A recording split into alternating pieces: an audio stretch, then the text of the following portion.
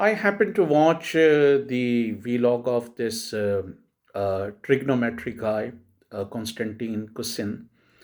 He's an outright Zionist apologist who, in a way, tries to hide the crimes of the Zionist state and the terrorism of the Zionist state. He was the one who invited the most monstrous war criminal of our time, Israeli Prime Minister Netanyahu, whose cabinet minister indicated that they intended to carry out the genocide of Palestinian.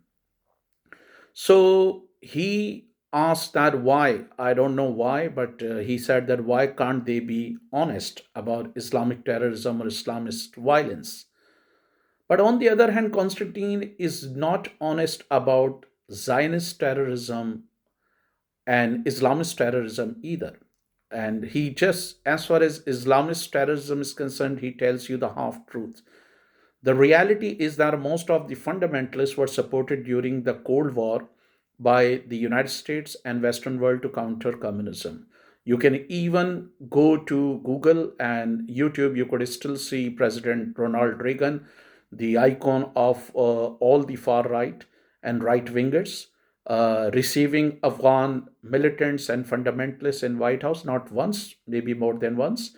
In the same way, there are statements of Brzezinski and other American officials indicating that they had started throwing support behind these fundamentalists even before Russia invaded. In a way, Brzezinski said that we wanted to create an impression that we are trying to do something in Afghanistan so that Russia could enter Afghanistan and we could settle the scores of the Vietnam. So it was very clear. So Afghan militants, some of whom were accused of attempting to throw acid towards the faces of the women who did not cover their face, uh, they were supported. These were the type of people who were supported by Western world. Some critics might go to the extent of claiming that Margaret Thatcher, Donald Reagan, and entire Western world supported them. It was not only the Afghan fundamentalists uh, and people, global jihadists who gathered in Afghanistan, including Osama bin Laden, who were supported by American CIA and Western establishment. So Constantine will never tell you that these fundamentalists who are posing a challenge to parts of Europe and Western world, in reality, they were the creation of the Western world. It was not only Afghanistan where they supported fundamentalists and Islamic extremists, but in Iran, they supported Ayatollah Kashani. And guess what? Ayatollah Kashani was the mentor or ideological mentor of Ayatollah Khomeini, the most hated figure in the Western world. Constantine will never tell you what was the reason.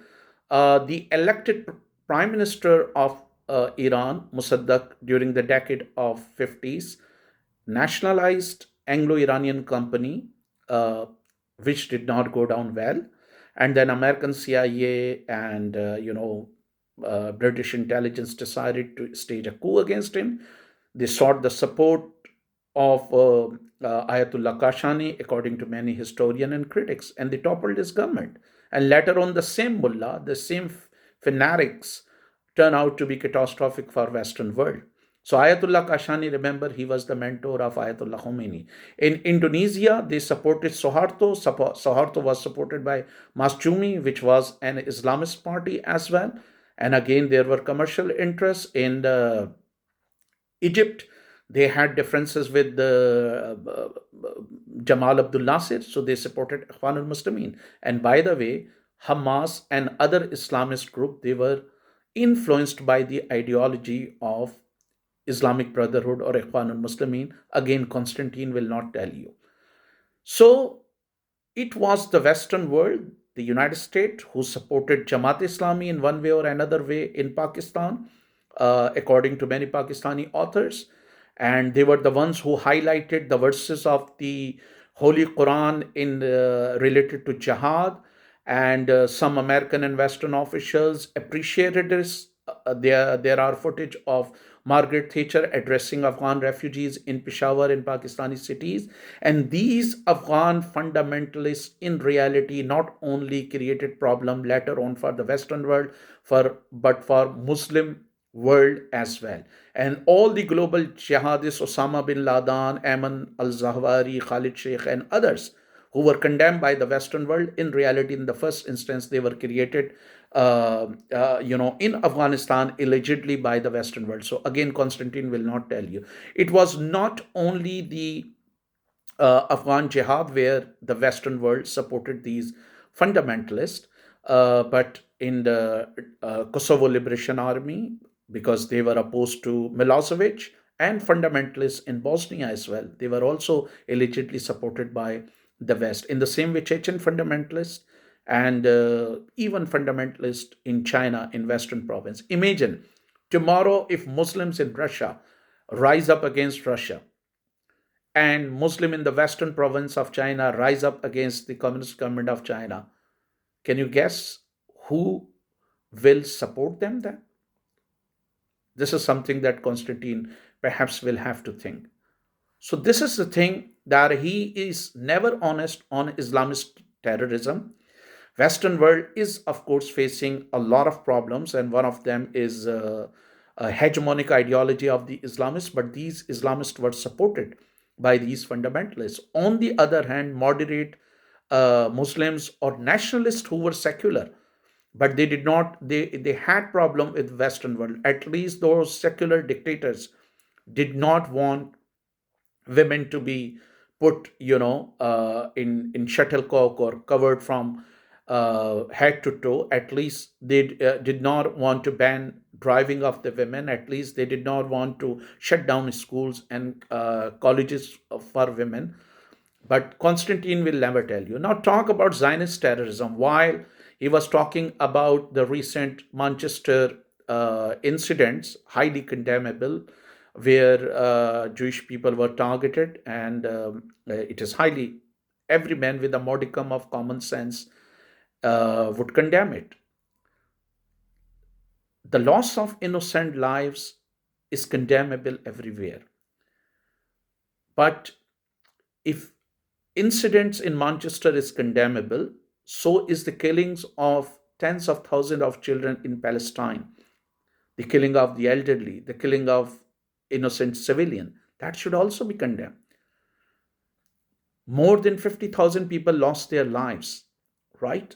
The highest number of journalists, perhaps the highest number of paramedics lost their lives.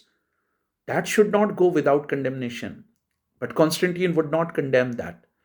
For him, those 50,000 people are non existent. Okay, forget about Palestinians. Their lives do not have any worth. Uh, Forget about Palestinian children. Their life, do not matter at all. Let's talk about now. Constantine is a British. So let me talk about some other terrorist group that Constantine would never talk about. So there were two terrorist groups in Israel. Uh, at that time, it was under the British mandate, the present day Israel and Palestine. So two terrorist groups, Urgan and Haganah. Most of the Israeli officials, in reality, uh, were affiliated directly or indirectly with these terrorist groups, including their prime ministers, their president. So, since Constantine would not do any research or Google search about these terrorist groups, so I have done, everybody can do it, any British person can do it.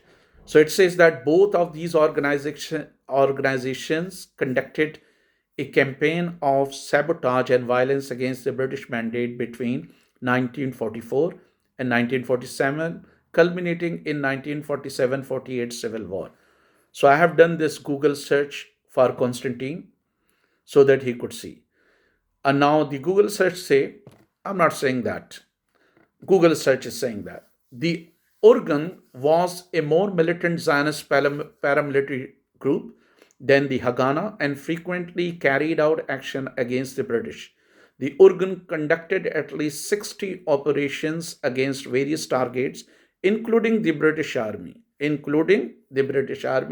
between 1936 and 1939.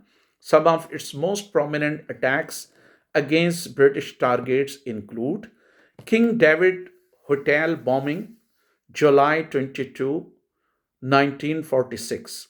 The bombing of the British administrative headquarters killed 91 people, including British, Arab, Jewish civilians, as well as soldiers.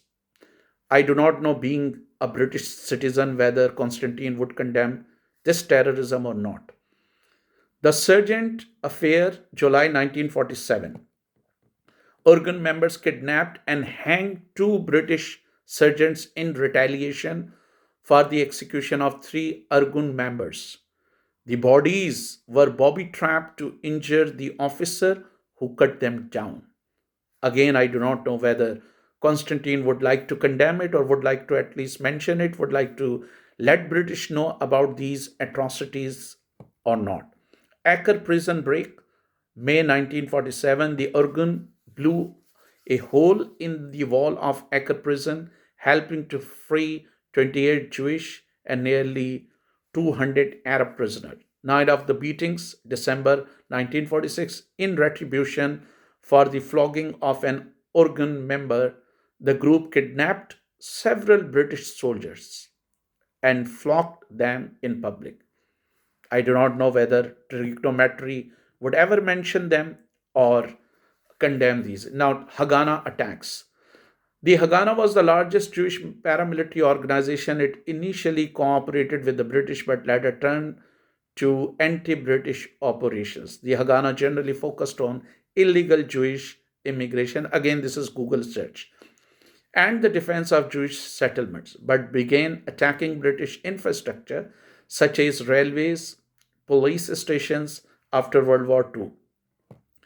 Its attacks were typically less indiscriminate than the Urguns, but it did collaborate with the Urgun during the Jewish insurgency of 1945 1946, most notably in planning the King David Hotel bombing. It means that in King David Hotel bombing, killing and wounding British soldiers, both terrorist organizations were involved. After the King David Hotel bombing, the Haganah officially broke with the Urgun and focused on supporting immigration and building up its conventional forces. Now, how many people were killed? Again, Google search, because Constantine would never bother to tell you. While an exact number of attacks is unavailable, some sources do quantify casualties inflicted by Jewish militants. A British source notes that between 1945 and 1948, 784 British soldiers and civilians were killed in Palestine. Again, I don't know whether trigonometry and Constantine would condemn it or not. Of course, they involved civilians as well. Another report specifies that in the 2.5 years between 1945 and June 1947, Jewish militants killed 103 British law enforcement officer and wounded 391. So I do not know if Constantine would ever tell about this criticism and whether he will ever condemn the atrocities committed by Urgun and Haganah against British civilians and British soldiers. Forget about Palestinian, their lives don't matter. Forget about Palestinian, tens of thousands Palestinian children. But does Constantine have enough courage to also discuss the terrorism and violence of Haganah and Urgun and condemn the killings of British civilians and soldiers who were killed in the violence of Haganah and Urgun? Would he condemn the attack on King David hospitals that decimated British soldiers or civilians or wounding them? So it is to be seen.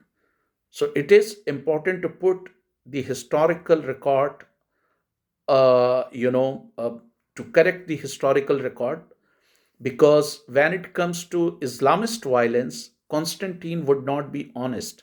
He won't be telling you. And when it comes to Zionist violence, he might also be reluctant to speak the complete truth. So, therefore, it's important.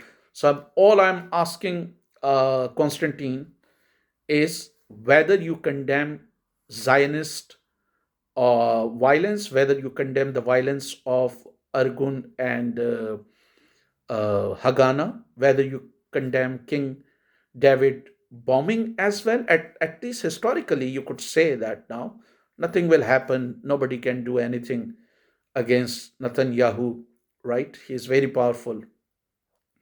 So, when it comes to the violence of Islamist and Zionist, it seems that trigonometry and Constantine is very much reluctant to reveal the complete truth.